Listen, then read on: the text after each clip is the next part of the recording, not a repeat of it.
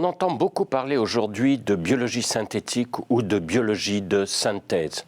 L'expression biologie synthétique est la traduction de l'expression anglaise synthetic biology qui est utilisée par les scientifiques anglais, américains et la communauté internationale pour désigner ce nouveau domaine de recherche.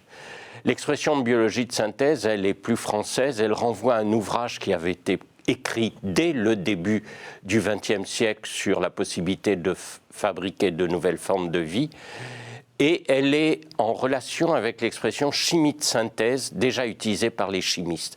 En chimie de synthèse, on fabrique de nouvelles substances, des substances chimiques qui n'existaient pas dans la nature. L'ambition de la biologie de synthèse est de fabriquer de nouveaux organismes, des organismes différents, des organismes qui existent naturellement. Il y a de nombreux travaux dans le domaine de la biologie de synthèse, de la biologie synthétique.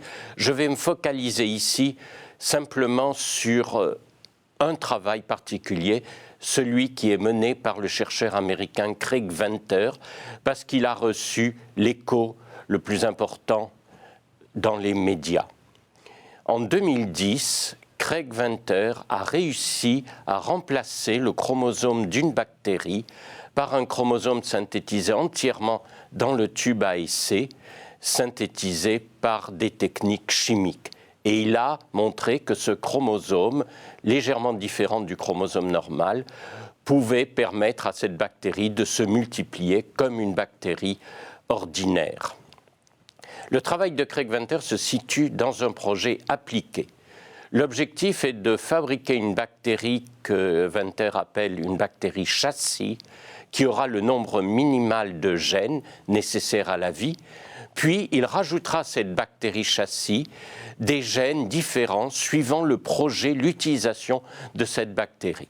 Par exemple, s'il s'agit de nettoyer un terrain qui a été pollué par du pétrole, il rajoutera à la bactérie châssis les gènes permettant de fabriquer les enzymes qui décontamineront ce terrain, supprimeront la pollution de pétrole.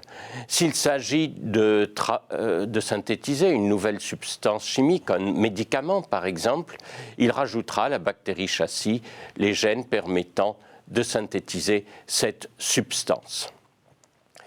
Depuis, Craig Venter a été plus loin même dans ses projets puisqu'il a réussi à remplacer un chromosome de levure. Il y a, outre l'aspect pratique, aussi un projet théorique dans le travail de Craig Venter. C'est de montrer que les connaissances accumulées sur le vivant sont suffisantes, qu'elles nous ont permis de comprendre les mécanismes fondamentaux du vivant et donc qu'elles nous permettent maintenant de modifier le vivant. Alors l'expérience de 2010 était au fond assez limitée puisque, comme je vous l'ai dit, le chromosome que l'on a injecté dans la bactérie était une forme peu modifiée du chromosome normal. Mais je pense que l'expérience est importante parce qu'elle ouvre une porte. La possibilité maintenant de modifier de plus en plus ces chromosomes bactériens, de rajouter de nouveaux gènes, des gènes codants par exemple pour des protéines entièrement nouvelles, entièrement synthétiques. Comment se situent ces expériences de biologie synthétique, celles de Venter et celles de nombreux autres chercheurs qui, par exemple, modifient le code génétique, cherchent à introduire de nouvelles bases dans l'ADN ou de nouveaux acides aminés dans les protéines, par rapport à l'histoire récente de la biologie. La biologie synthétique, la biologie de synthèse est le prolongement clair de la biologie moléculaire, de la révolution moléculaire qui s'est produite entre les années 1940 et 1960. La biologie moléculaire a permis de connaître les mécanismes fondamentaux du vivant, de décrire ces mécanismes en termes de macromolécules et d'interaction entre ces macromolécules. Les pères, les fondateurs de la biologie moléculaire disaient souvent qu'ils avaient percé le secret de la vie. Et je pense que l'essor actuel de la biologie synthétique, les premiers succès qui ont été rencontrés, montrent qu'ils n'avaient pas tort. Effectivement, ces connaissances moléculaires acquises ont permis de maîtriser le vivant et permettent aujourd'hui, petit à petit, de créer des formes de vie de plus en plus artificielles. La biologie de synthèse est aussi l'héritière du génie génétique ou ingénierie génétique qui, lui, s'est développé à partir du milieu des années 1970, qui consistait à transférer un gène d'un organisme à un autre organisme. Mais, à la différence de l'ingénierie génétique classique dans lequel on transférait un seul gène et on regardait ce qui se passait, la biologie synthétique vise à être une approche beaucoup plus rationnelle, beaucoup plus construite. On transfère un ensemble de gènes pour réaliser une fonction particulière et avant de transférer ces gènes, on les modifie pour qu'ils puissent accomplir cette fonction de manière correcte. Quels sont les enjeux philosophiques posés par la biologie synthétique? J'en vois trois. Le premier est un enjeu éthique. Ces expériences ne sont-elles pas dangereuses? Ne risque-t-on pas de créer de nouvelles formes de vie qui supprimeront, feront disparaître les formes de vie naturelles? Je pense que cette question du danger, on ne peut pas y répondre de manière générale. Il faut y répondre pas cas par cas, voir en particulier quel est l'avantage qu'une expérience peut apporter, avantage du point de vue de la connaissance fondamentale, des applications pratiques, mais aussi voir les risques de cette expérience et les moyens qui ont été mis en œuvre pour annihiler ces risques. Le deuxième enjeu philosophique était bien souligné par les titres des journaux qui ont accompagné les expériences de Craig Venter.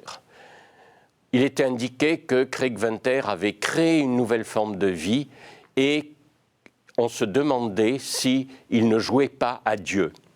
Je pense que ces titres étaient tout à fait excessifs, car qu'est-ce qui a été fait? C'est un être biologique, l'être humain, qui a modifié une forme de vie préexistante en s'appuyant sur les connaissances acquises sur les formes de vie, sur la vie. Il n'y a donc pas de création, le mot création est clairement mal utilisé, déplacé. En réalité, il serait plus correct de parler d'imitation. Le troisième enjeu philosophique, c'est plus une question que je voudrais adresser aux philosophes.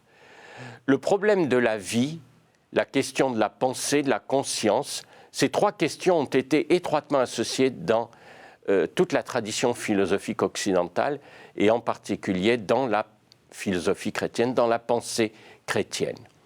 Ce que montrent les biologistes de synthèse, et ce qu'ils montreront sans doute encore plus demain et dans les années qui viennent, c'est qu'il est possible de fabriquer des formes de vie artificielles tout en n'ayant pas répondu à la question de la nature de la pensée, de la nature de la conscience. Qu'est-ce que cela veut dire? Est-ce que cela veut dire que finalement la vie peut être en partie dissociée de la pensée et de la conscience, et que pour comprendre la pensée et la conscience, nous ne devons pas obligatoirement faire un lien direct avec le problème de la vie? Je laisse la question entre les mains des philosophes plus aptes que moi à y répondre.